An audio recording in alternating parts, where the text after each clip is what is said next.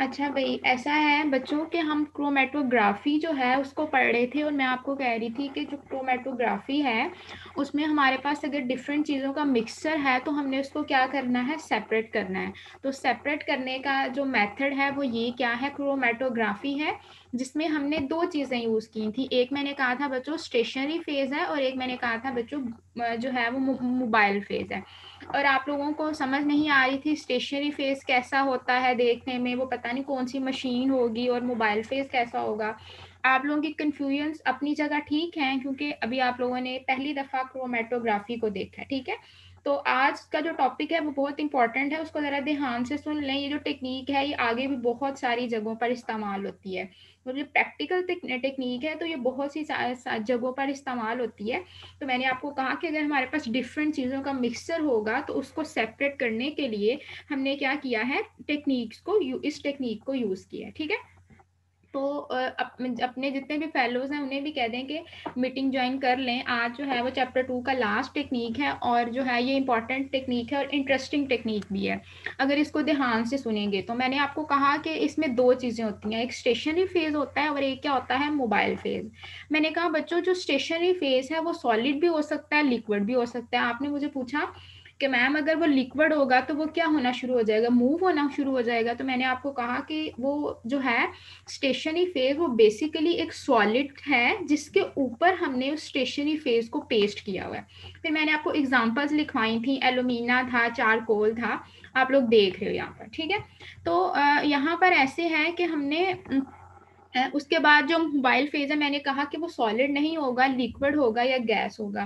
फिर मैंने आप लोगों को एग्जांपल्स बताई, नाइट्रोजन गैस है, हाइड्रोजन गैस है, एसीटोन है, बेंजीन है। बच्चों अब इस चैप्टर में से मैं आप लोगों को बार बार कह रही हूँ कि शॉर्ट क्वेश्चंस आने हैं और आप लोगों ने शॉर्ट क्वेश्चंस को ही सॉल्व करना है। तो देखें, मतलब मैं अपनी तरफ से कोशिश ये कर रही हूँ कि जितने भी शॉर्ट क्वेश्चन बनते हैं, बेशक जितने भी बन सकते हैं वो मैंने बना के दिए हैं। अब कोई क्वेश्चन ऐसा नहीं है जो आप कहेंगे कि मतलब मैडम हमने सॉल्वेंट एक्सट्रैक्शन में नहीं पढ़ा या सब्लिमेशन में नहीं पढ़ा। और जो आज की टेक्निक है इसमें भी जितने क्वेश्चन बनते हैं वो अभी तक मैंने बना दिए हैं, ठीक है।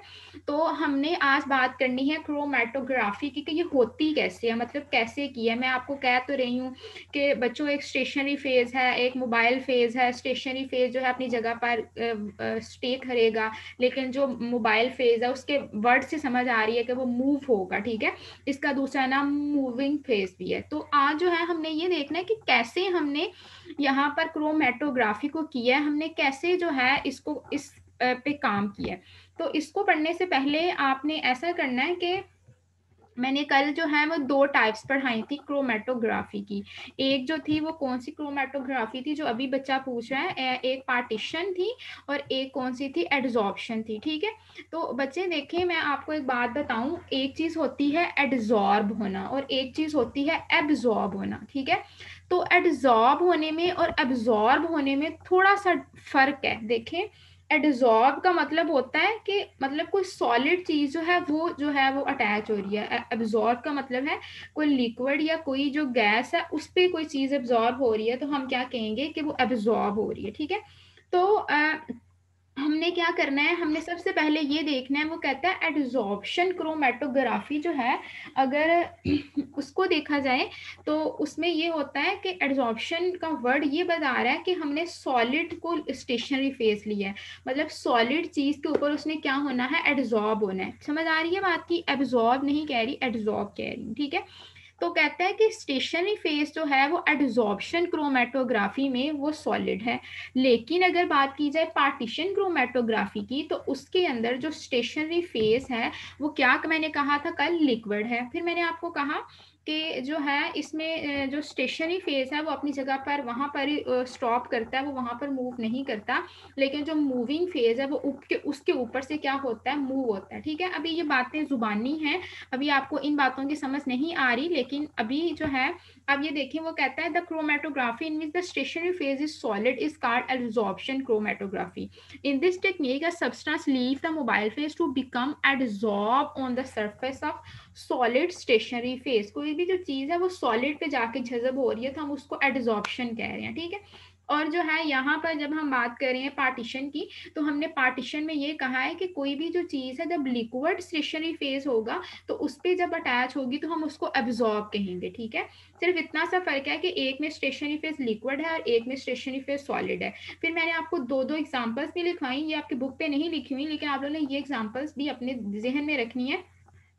एमसीक्यू में मैं पूछ सकती हूँ, जो असेसमेंट मैंने बनाई है मैंने उसमें पूछा हुआ है, वैसे भी कहीं पर क्वेश्चन आ जाता है किसी टेस्ट में, तो आपको ये इन्फॉर्मेशन होनी चाहिए, ठीक है।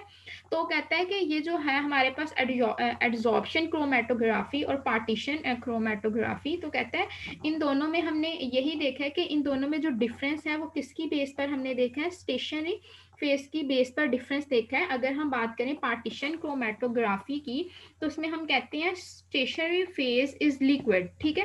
और मैंने उसकी एग्जांपल नीचे लिखी हुई है, पेपर क्रोमेटोग्राफी। आज हमने ये प्रैक्टिकल परफॉर्म करना है, परफॉर्म तो नहीं करना खैर, लेकिन मैंने आपको बताना है कि कैसे ये हमने रिएक्शन किया, मतलब कि कैसे पेपर क्रोमेटोग्राफी कैसे होती है।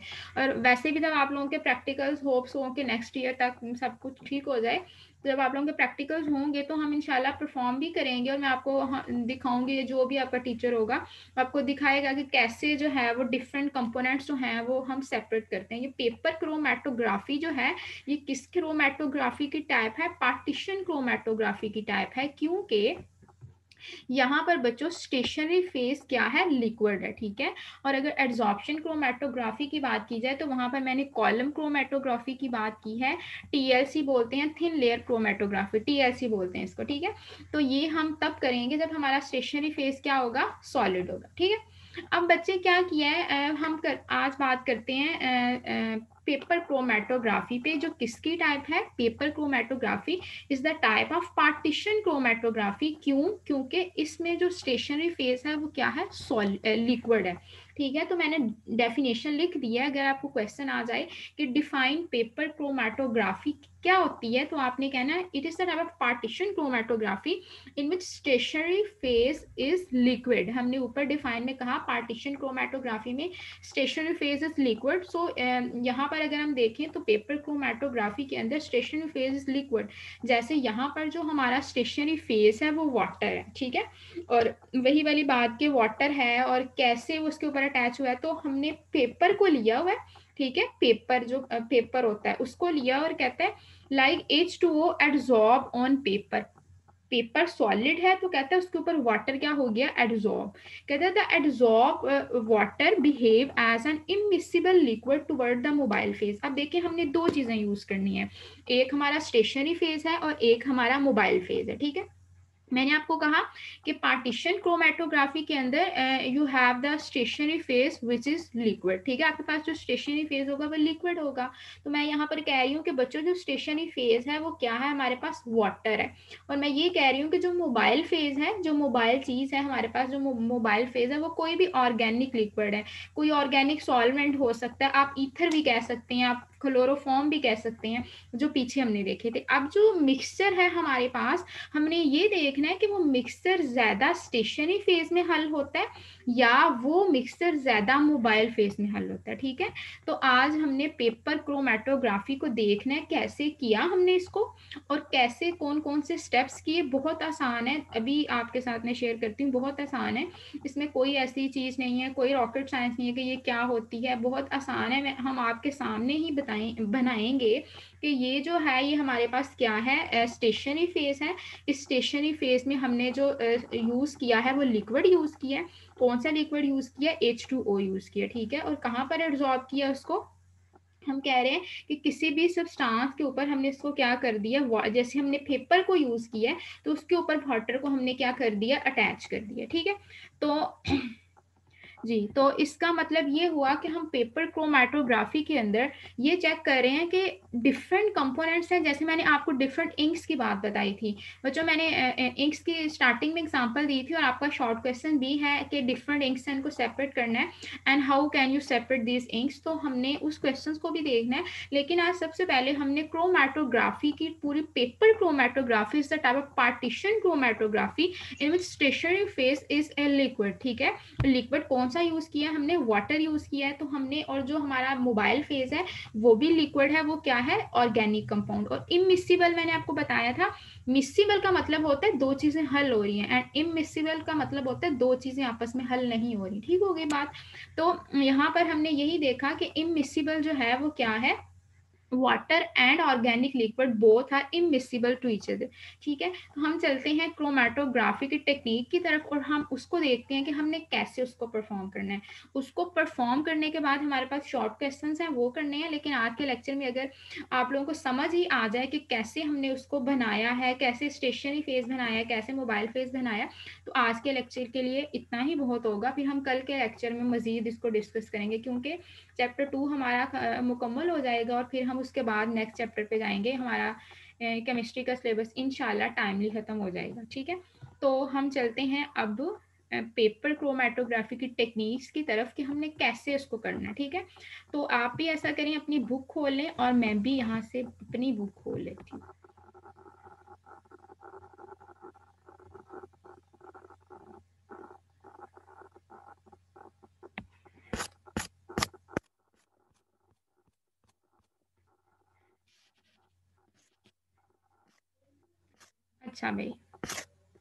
अच्छा भाई, ये आ गई है हमारे पास क्रोमेटोग्राफी। ठीक हो गया।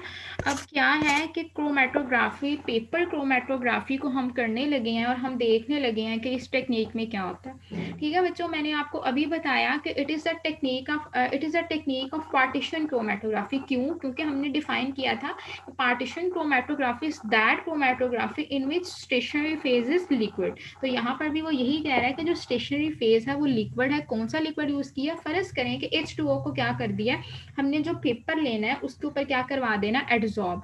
The adsorb water behave as an immiscible liquid toward the mobile phase. जो वाटर है और जो सॉल्वेंट हम ऑर्गेनिक यूज करेंगे मोबाइल फेस में, वो दोनों एक दूसरे पे हल नहीं होंगे। Which passes over the paper, the mobile phase is usually an organic liquid। Mobile phase हमने ऑर्गेनिक लिया है और जो स्टेशनरी फेज लिया है, आप कह सकते हैं वो हमने इनऑर्गेनिक वाटर लिया है। ठीक है, अब वो कहता है कि पेपर क्रोमेटोग्राफी को परफॉर्म करने लगे हैं, तो वो कहता है पेपर क्रोमेटोग्राफी को परफॉर्म करने के 3 वेज हैं। ठीक है, अब कहते हैं there are 3 common ways of carrying out paper chromatography, namely ascending, descending और रेडियल और सर्कुलर। कहते हैं कि एक क्रोमेटोग्राफी में ये होता है कि जो सॉल्वेंट है वो नीचे से ऊपर जाएगा, या जो मिक्सचर है वो नीचे से ऊपर जाएगा। तो जो चीज नीचे से ऊपर जाएगी, आप लोग बचपन से पढ़े ascending order, descending order. Ascending mean going up and descending mean going down. तो असेंडिंग अप मतलब कि कोई चीज ऊपर जा रही है, तो यहाँ पर जो सॉल्वेंट है वो नीचे से ऊपर जाएगा। ठीक है, और डिसेंडिंग में सॉल्वेंट ऊपर से क्या आएगा, नीचे आएगा। और जो रेडियल और सर्कुलर है, इसमें जो सॉल्वेंट है ये सर्कल में क्या करता है, मूव करता है। खैर हमारा कंसर्न ना तो डिसेंडिंग से है और ना ही रेडियल से है, पर आपको सिर्फ पता होना चाहिए कि पेपर क्रोमेटोग्राफी को परफॉर्म करने के 3 वेज हैं, लेकिन जो है हमने जो पढ़ना है वो सिर्फ और सिर्फ असेंडिंग क्रोमेटोग्राफी है। Only the ascending type will be discussed here. In this technique, and the solvent in a pool at the bottom of the vessel in which the paper is supported and solvent travel upward by the capillary action।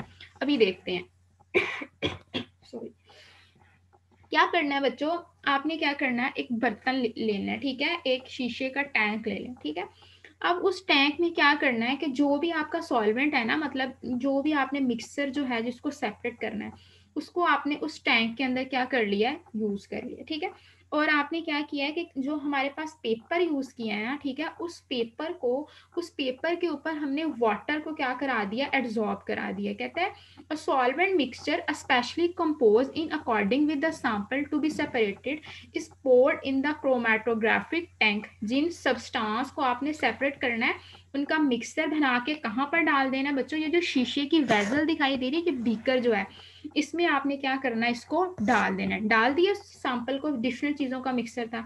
अब कहते हैं cover the tank to homogenize its inner atmosphere. थोड़ी देर के लिए जो tank है इस बर्तन को ऊपर से ढांप दें, ताकि जितने भी मिक्स चीजें हैं वो आपस में मिक्स हो जाएं, वो एस्केप ना करें। कुछ चीजें होती हैं जो वोलाटाइल होती हैं, वो बाहर निकल जाती हैं, तो उनको अंदर थोड़ी देर के लिए रखें ताकि वो अंदर के एटमॉस्फेयर में एडजस्ट हो जाएं। फिर क्या करना है आपने, एक पेपर होता है जिसको हम कहते हैं वॉटमैन क्रोमेटोग्राफिक पेपर नंबर 1, ये जो फिल्टर पेपर जिससे बनता है वो जो पेपर होता है हम उसको ये बोलते हैं। कहता है आपने उसको पकड़ना है और उसको काट लेना है। ये आप देख रहे हैं जैसे उसने काट के ऐसे स्ट्रिप सी बनाई हुई है। अब कहता है कि 20 सेंटीमीटर तक जो है वो आप लोगों ने इतनी लेंथ ले लेनी है, इतनी लेंथ हो के वो बीकर के अंदर भी आए और बीकर से थोड़ी सी बाहर भी रहे। ठीक है, वो हमने काट लिया। कितने सेंटीमीटर लेना है, 20 सेंटीमीटर, ये याद रखना है। ठीक है, अब कहता है कि and draw on it a thin pencil line about 2.5 centimetre from one and, और एक एंड से आपने क्या करनी है 2.5 सेंटीमीटर की क्या लगा लेनी है लाइन, ऊपर करके लगानी है। मतलब फोटो ये अगर आपका वॉटमैन फिल्टर पेपर ये जो दिखाई दे रहा है ना, तो कहता है चौड़ाई के हिसाब से, लंबाई में नहीं लगानी, चौड़ाई में लगानी है।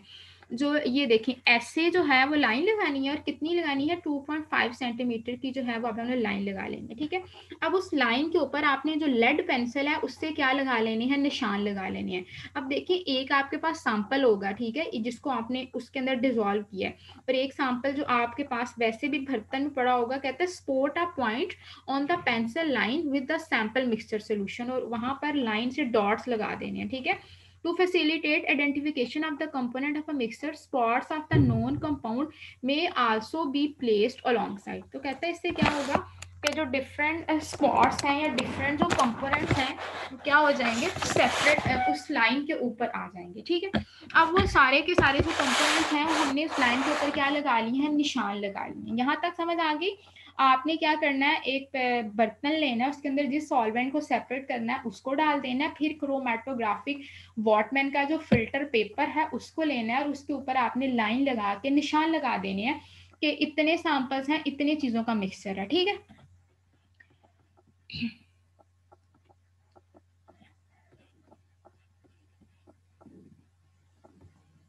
अच्छा भाई।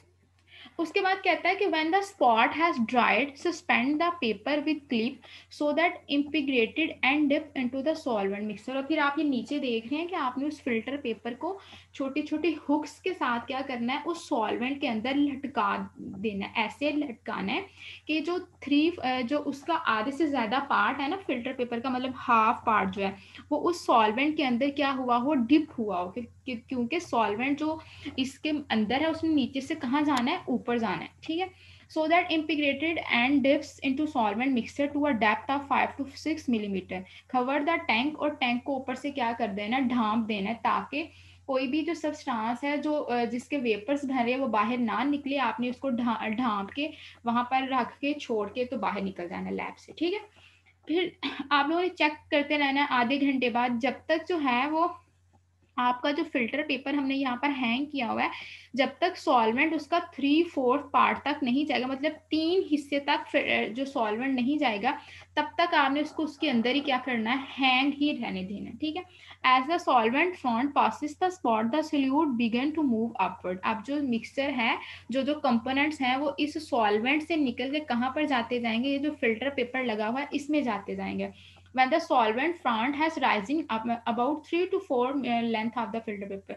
जब जो नीचे वाला सॉल्वेंट है वो उस फिल्टर पेपर के 3/4 तक ना चला जाए, मतलब वहां तक जब तक अटैच ना हो जाए, आपने उसको नहीं निकालना है। रिमूव द स्ट्रिप, स्ट्रिप यही वाली है, ये जो स्ट्रिप जो फिल्टर पेपर है इसको स्ट्रिप कह रहे हैं। Mark the solvent front with the pencil and allow the strip to dry. और जहां जहां पर डिफरेंट कलर्स आ जाएंगे आपने उसको पेंसिल से निशान लगाना है और धूप में रख देना है, ताकि थोड़ी देर के लिए वो खुश्क हो जाए। अक्सर कुछ कंपाउंड्स होते हैं हम उनको धूप में नहीं रखते, वो धूप में डिकम्पोज हो जाते हैं, तो हमने नॉर्मल लाइट में या रूम के अंदर ही क्या कर देना, उसको ड्राई होने के लिए रख देना। ठीक हो गया, जब ड्राई होने के लिए रख दिया तो कहता है जब वो ड्राई हो जाएगा, वंस द पेपर इज